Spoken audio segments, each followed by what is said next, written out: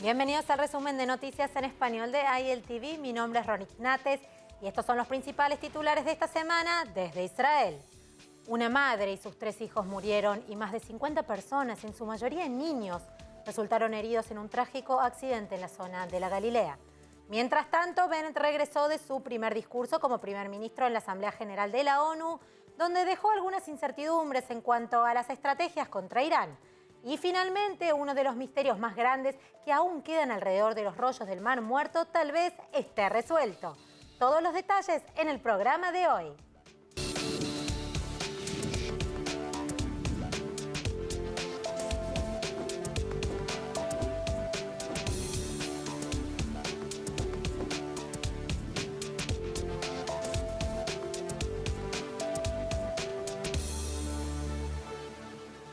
Una madre y sus 3 hijos murieron y más de 50 personas, en su mayoría niños, resultaron heridos en un trágico accidente entre un autobús y varios vehículos en la región de Galilea, en el norte de Israel, el miércoles.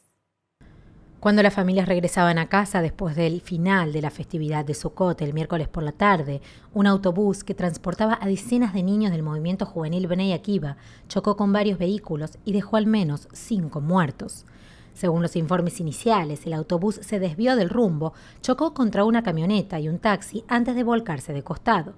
El Maguen David Adom dijo que 4 personas dentro del automóvil fueron declaradas muertas en el lugar.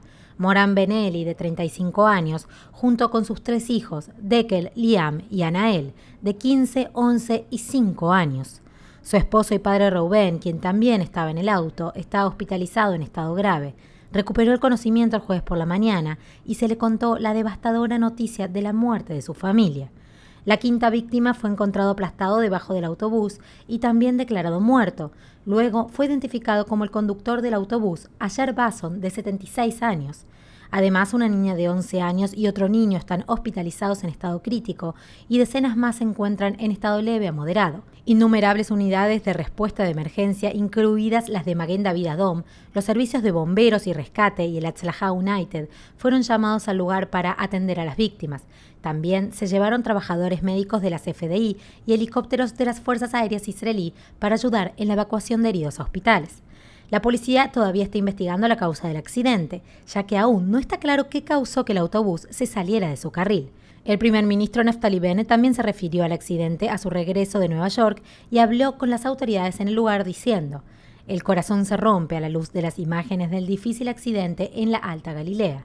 Pido enviar mi más sentido pésame desde el fondo de mi corazón y un gran abrazo a las familias de los muertos durante este difícil momento. El pueblo de Israel está rezando para la recuperación de las víctimas», dijo en un comunicado.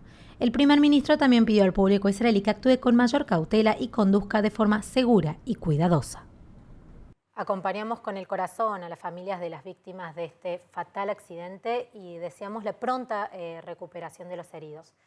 Mientras tanto, hay que seguir con las noticias y la temporada de vacaciones de septiembre en Israel terminó y es hora de volver a clases. Pero aún quedan algunos obstáculos importantes por resolver. Por un lado, las guarderías no supervisadas por el gobierno están demorando la apertura de sus puertas durante varias horas de esta semana en protesta por la escasez de personal y los bajos salarios. Y si sus demandas no se resuelven, una huelga completa e indefinida está programada para comenzar el domingo, afectando a unos 50.000 niños. Del mismo modo, el sindicato de maestros israelí amenaza con demandar por los cambios en la política del pase verde, que entrarán en vigor el domingo. Bajo las nuevas pautas, los pases verdes expirarán a menos que los ciudadanos reciban vacunas de refuerzo 6 meses después de su segunda dosis. Pero eso significa que más de 1 millón de israelíes perderán sus pases durante la noche del domingo, y entre ellos casi la mitad de los educadores de la nación, cuyo sueldo será posteriormente atracado. El sindicato envió una carta urgente pidiendo una demora de 2 meses para que los maestros puedan cumplir, pero hasta ahora no se ha realizado ningún cambio. Mientras tanto, con respecto al resto de la nación, los expertos en salud piden restricciones aún más estrictas, ya que la tasa de infección se mantiene alta. Pero el primer ministro Bennett rechazó las llamadas y críticas, alegando que solo el líder de una nación podía ver el panorama general y que en general la política del gobierno es centrarse en vacunar a las personas y evitar acciones con baja efectividad y altos daños colaterales, como la pérdida inmediata de miles de puestos de trabajo. Cambiando de tema, ha sido un fin de semana vertiginoso en las Naciones Unidas en Nueva York. El presidente de la Autoridad Palestina, Mahmoud Abbas, pronunció su discurso el viernes pasado poniendo fechas límites y advertencias espantosas para Israel. El presidente de la Autoridad Palestina, Mahmoud Abbas, repudió una vez más a Israel y pidió que se reanuden las negociaciones de dos estados de una vez, a menos que Israel quiera absorber a la población palestina, así como a todos los territorios en disputa. Pero el llamado a la diplomacia siguió con una severa condición previa. Abbas otorgó a Israel un año para negociar una retirada a las líneas de armisticio de 1967, incluso desde el este de Jerusalén, o de lo contrario, la Autoridad Palestina rescindirá su reconocimiento de Israel. Sin embargo, las amenazas de Abbas aparentemente cayeron en oídos sordos. Abbas se está volviendo cada vez más impopular entre su propio entorno, y las autoridades israelíes acusan a Abbas de engaño. El ministro de Defensa israelí Benny Gantz, por su parte, elogió el llamado a soluciones políticas, pero dijo que con este ultimátum Abbas se subió a un árbol alto del que será difícil bajar. Y agregó que es importante recordar que nadie va a ninguna parte y que debemos afrontar la realidad. Mientras tanto, en dicha realidad, Israel celebra y expande sus asociaciones en la región y el mundo. Nuevos informes muestran que el ministro de Relaciones Exteriores, Yair Lapid, mantuvo múltiples reuniones secretas con el liderazgo jordano durante el mes pasado. También Estados Unidos aprobó $1.000 millones en ayuda de la cúpula de hierro prácticamente de la noche a la mañana, con una abrumadora mayoría de apoyo bipartidista. El primer ministro Naftali Bennett agradeció a Estados Unidos por su asociación antes de su propio discurso en la ONU. Bien, y hablando del discurso de Bennett en la ONU, el primer ministro israelí se dirigió a la Asamblea General por primera vez en su rol de líder de la nación. Y lejos de salir victorioso, el discurso de Bennett supone que Israel no tiene una estrategia real contra Irán. Además, Bennett se reunió con el secretario general de la ONU, Antonio Guterres, la embajadora estadounidense ante la ONU, Linda Thomas Greenfield, y los líderes de la comunidad judía estadounidense y funcionarios del Ministerio de Relaciones Exteriores de Bahrein y de los Emiratos Árabes Unidos. Aunque en cuanto a lo que se discutió, a pesar de las promesas de diferenciarse de Benjamin Netanyahu, Bennett se centró en gran medida en los mismos temas, incluida la prevención de la fuga nuclear en Irán, el conflicto Israel-Palestina, el coronavirus, el sesgo anti-israelí en los organismos de la ONU y ampliar las relaciones con los estados árabes y occidentales. Ahora, hablando de relaciones internacionales, el asesor de seguridad nacional del presidente estadounidense Biden, Jake Sullivan, viajó al Cairo el miércoles para continuar las conversaciones sobre las negociaciones de alto el fuego entre Israel y Hamás y un aumento general de las tensiones políticas en la región. Las relaciones regionales parecen estar mejorando y los Estados Unidos elogiaron al liderazgo egipcio por su reciente ayuda para mantener la estabilidad, particularmente a través de cooperaciones con Israel, como recibir al primer ministro Bennett en el Sinaí a principios de este mes y la intermediación de las negociaciones de alto el fuego en curso entre Israel y los terroristas de Hamás en Gaza. Pero el gobierno de Biden no está del todo satisfecho con la nación árabe del norte de África, y el asesor de seguridad nacional de la Casa Blanca, Jake Sullivan, llegó al Cairo para presionar al gobierno. Esto después de retener también casi la mitad de los $300 millones estadounidenses en ayuda militar a Egipto, con el Departamento de Estado explicando que los fondos restantes se liberarían si Egipto aborda condiciones específicas relacionadas con los derechos humanos, como su represión de la disidencia política. Egipto, por otro lado, busca principalmente ganarse el favor de Estados Unidos en su disputa por la represa del río Nilo frente a Etiopía.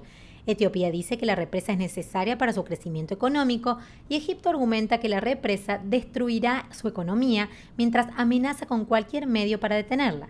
Mientras tanto, con respecto a Hamás e Israel, han pasado casi 5 meses desde el último conflicto más reciente entre ellos, y el tembloroso alto el fuego apenas aguanta.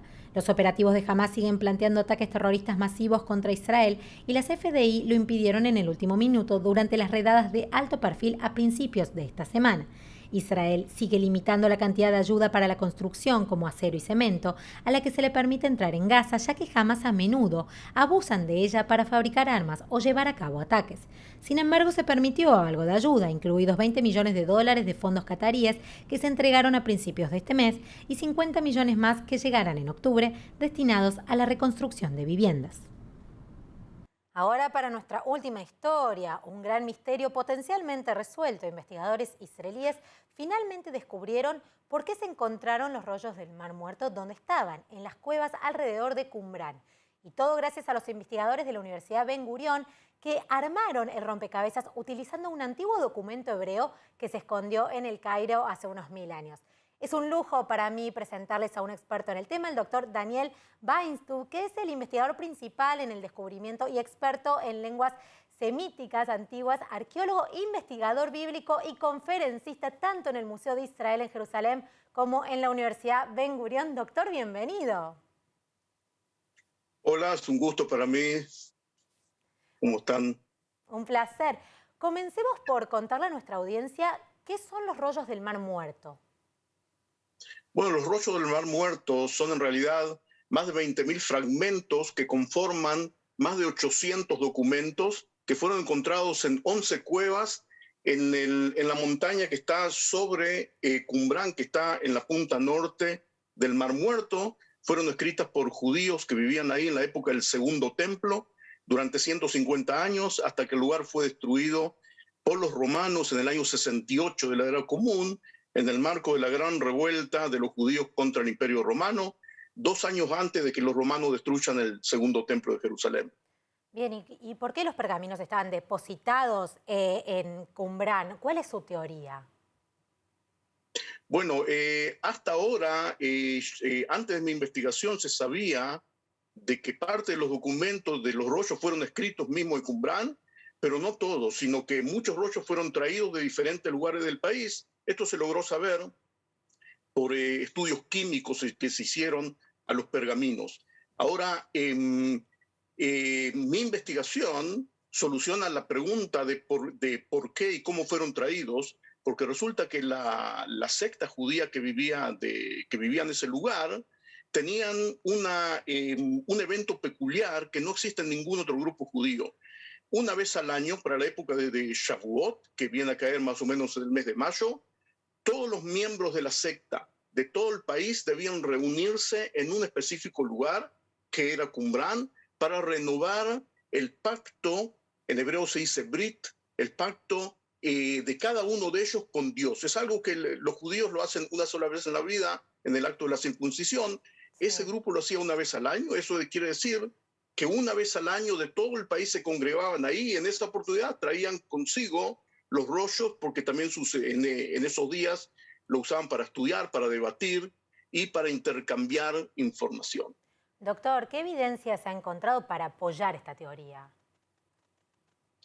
En realidad son dos evidencias que concluyen en el mismo resultado. La primera es de que hasta ahora existía una gran incongruencia entre la poca gente que vivía ahí, porque no hay casi resto de lugares de vivienda, y grandes instalaciones para recibir una gran cantidad de personas, sobre todo grandes baños rituales, lo que llaman en hebreo mikvaot, y todo lo necesario para albergar a mucha gente, pero sin lugares para que la gente viva, ¿sí? Eso es una.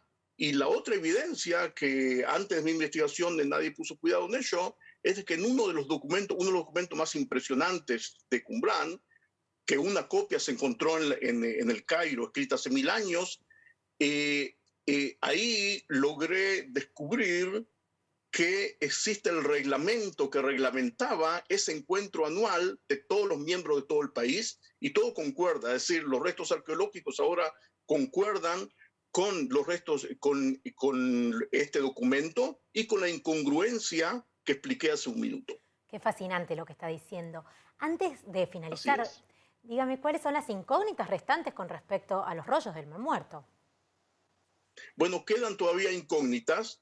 En mi opinión, la más grande de ellas es de que en el cementerio de Qumran, que hay más de 1100 tumbas, hoy sabemos que 1100 tumbas no significa que hay 1100 personas enterradas, porque sabemos hoy en día algo que no tiene parangón ni en Israel ni en ninguna otra parte del mundo, de que en algunas tumbas no están enterrados seres humanos, sino jarrones conteniendo miel de dátiles. Es algo que no es conocido en la cultura judía ni en ninguna otra cultura. Es una gran incógnita por qué hicieron eso y con qué propósito. En mi opinión, es la otra gran pregunta que queda todavía por seguir investigando y tratar de encontrarle solución. Bueno, habrá que seguir investigando y encontrar la solución, porque realmente es fascinante todo lo que me está contando.